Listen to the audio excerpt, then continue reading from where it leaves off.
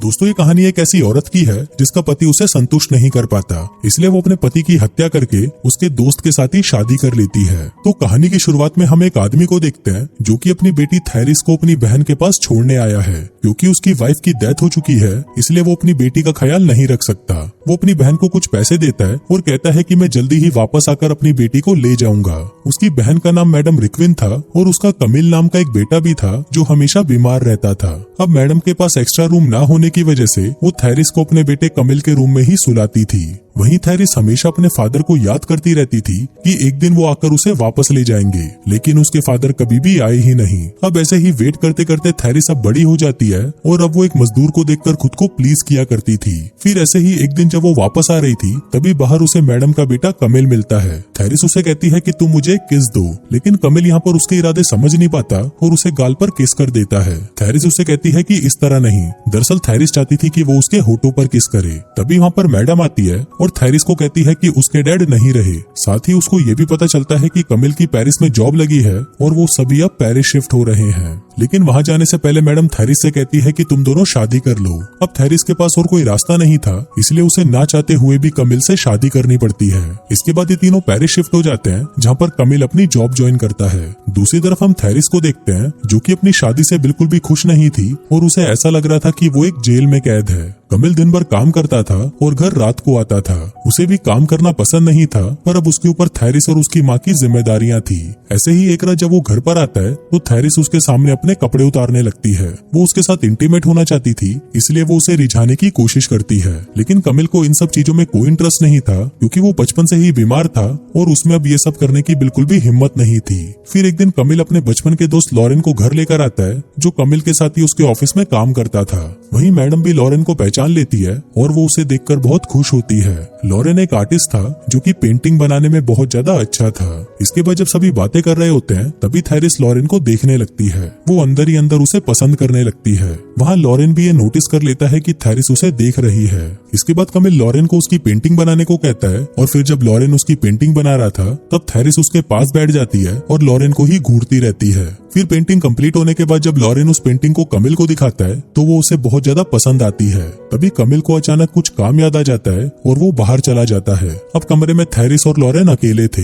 इसके बाद लॉरेन थैरिस से कहता है कि जल्दी से अपने कपड़े उतारो। अब क्योंकि थैरिस पहले से ही उसकी तरफ अट्रैक्टेड थी इसलिए वो अपने कपड़े उतारते हुए उसे कहती है कि हमारे पास बहुत ही कम टाइम है, जिसके बाद वो दोनों वहीं पर ही इंटीमेट होना शुरू हो जाते हैं। अब इसके बाद से ही इन दोनों का अफेयर शुरू हो जाता है और इनको जब भी मौका मिलता ये कहीं पर भी शुरू हो जाते। अब थैरिस कुछ न कुछ बहाना बनाकर बेडरूम में चले जाया करती थी जहाँ पर लॉरेन पहले से ही मौजूद होता था, जिसके बाद वो घंटों घंटों तक एक दूसरे के साथ इंटीमेट होते थे। अब यहाँ पर थैरिस लॉरेन के प्यार में इतनी ज्यादा पागल हो चुकी थी कि वो लॉरेन से कहती है कि तुम मुझे पहले क्यों नहीं मिले, पर इसके साथ ही उसे ये डर भी था कि कहीं लॉरेन उसे छोड़ ना दे। वहीं दूसरी तरफ हम कमिल को देखते हैं जिसे अब लगने लगा था कि थैरिस कहीं खोई खोई सी रहती है और उसे ऐसा लग रहा था कि वो उसके पास होते हुए भी उससे दूर है। तभी वहाँ पर लॉरेन उसे कहता है कि तुम बस उसे प्यार करो, धीरे धीरे सब कुछ ठीक हो जाएगा। फिर उसी रात कमिल थैरिस के साथ इंटीमेट होता है, लेकिन थैरिस यहाँ पर उससे बिल्कुल भी संतुष्ट नहीं होती। फिर अगले दिन जब थैरिस और लॉरेन एक साथ होते हैं तभी वहाँ पर अचानक मैडम आ जाती है, जिसको देखकर लॉरेन थैरिस के कपड़ों में छुप जाता है। फिर जब मैडम उससे पूछती है कि तुम यहाँ क्या कर रही हो तो थैरिस बहाना बनाते हुए कहती है कि मेरी तबीयत ठीक नहीं है। जिसके बाद मैडम उसे मसाज देने लगती है और ये दोनों यहाँ पर बाल बाल बच जाते हैं। फिर कुछ दिनों बाद कमिल थैरिस को बताता है कि हम वापस अपने गांव शिफ्ट हो रहे हैं क्योंकि उसे ऐसा लग रहा था कि शायद यहाँ पर आने की वजह से थैरिस उससे दूर होती जा रही है। अभी सुनकर थैरिस शॉक्ड हो जाती है क्योंकि अगर वो गांव चली गई तो वो फिर कभी भी लॉरेन से नहीं मिल पाएगी। फिर उसी रात वो ये बात लॉरेन को बताती है और कहती है कि मैं तुम्हारे बिना नहीं रह सकती। अभी सुनकर लॉरेन उसे कहता है कि कमिल को रास्ते से हटाने का सिर्फ एक ही तरीका है कि उसे मार दिया जाए। अभी सुनकर थैरिस डरने लगती है, लेकिन लॉरेन उसे समझाता है कि हम उसे इस तरह मारेंगे कि ये एक एक्सीडेंट की तरह लगेगा। अब उस रात थैरिस को नींद नहीं आ रही थी और वो सिर्फ यही सोच रही थी कि ऐसा करना सही होगा या गलत, लेकिन वो लॉरेन के पीछे इतना ज्यादा पागल हो चुकी थी कि वो अपने पति को मारने के लिए भी तैयार हो जाती है। फिर अगली सुबह ये तीनों एक पार्क में जाते हैं जहाँ पर कमिल घूमते घूमते थक जाता है और थैरिस की गोद में ही सो जाता है। फिर कुछ देर बाद जब वो उठता है तो ये तीनों साथ में बोटिंग के लिए जाते हैं। अब यहाँ पर थैरिस को पूरा विश्वास था कि लॉरेन कमिल को मार देगा, लेकिन थैरिस अभी भी यहाँ पर श्योर नहीं थी कि वो कमिल को मारना चाहती भी है या नहीं। तभी अगले सीन में हम देखते हैं कि तभी लॉरेन थैरिस को बचाकर पानी से बाहर लेकर आता है, जिसके बाद वो दोनों रोने का नाटक करते हैं और ऐसा दिखाते हैं कि इन लोगों की बोट डूब गई थी, जिसके साथ कमिल भी डूब गया।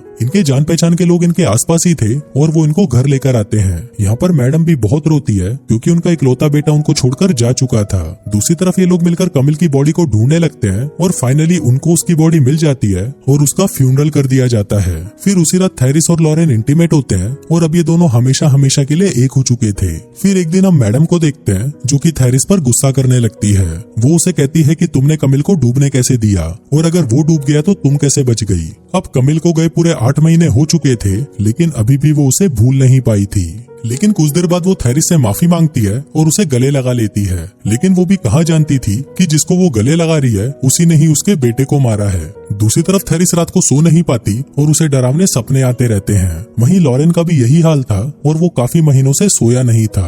वो बहुत ज्यादा डरा हुआ था, इसलिए वो आज रात थैरिस के साथ सोना चाहता था। फिर थैरिस लॉरेन से कहती है कि चलो हम कहीं भाग चलें, लेकिन इस पर लॉरेन उसे कहता है कि तुम्हारी लाइफ यहाँ पर है, यहाँ पर तुम्हारी शॉप है और तुम्हारा एक घर है। तभी थैरिस उसे कहती है कि वो सब तो अभी भी मैडम के नाम पर है। तभी लॉरेन उसे कहता है कि तुम ड्रामा करो कि तुम्हें कमिल की बहुत ज्यादा याद आ रही है। अब थैरिस रोने का नाटक करने लगती है, जिसको मैडम और उसके फ्रेंड सुन लेते हैं, जिसके बाद वो उसे समझाने लगते हैं कि तुम्हें थैरिस की दूसरी शादी कर देनी चाहिए, क्योंकि अगर उसकी शादी हो जाएगी तो उसका दुख थोड़ा कम हो जाएगा। साथ ही वो उसे ये भी बताते हैं कि उसके लिए लॉरेन सही रहेगा। अब मैडम भी उसकी बात मान जाती है और वो सभी ये बात लॉरेन और थैरिस को बताते हैं, जिस पर वो दोनों भी शादी के लिए मान जाते हैं और अगले दिन ही शादी कर लेते हैं। फिर उसी रात लॉरेन थैरिस को कहता है कि ये वही रात है जिसका हम कितने सालों से इंतजार कर रहे थे, क्योंकि जो वो दोनों चाहते थे उन्हें मिल चुका था। लेकिन थैरिस इस शादी से बिल्कुल भी खुश नहीं थी और उसे बहुत पछतावा हो रहा था कि उसने अपनी हवस के लिए अपने पति को ही मार डाला, और इसके साथ ही उसे मैडम का दुख भी देखा नहीं जा रहा था। इसके बाद थैरिस लॉरेन से पूछती है कि तुमने उसको कैसे मारा,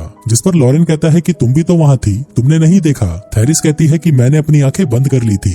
फिर लॉरेन बताता है कि मैंने उसको आराम से पानी में डुबो दिया था।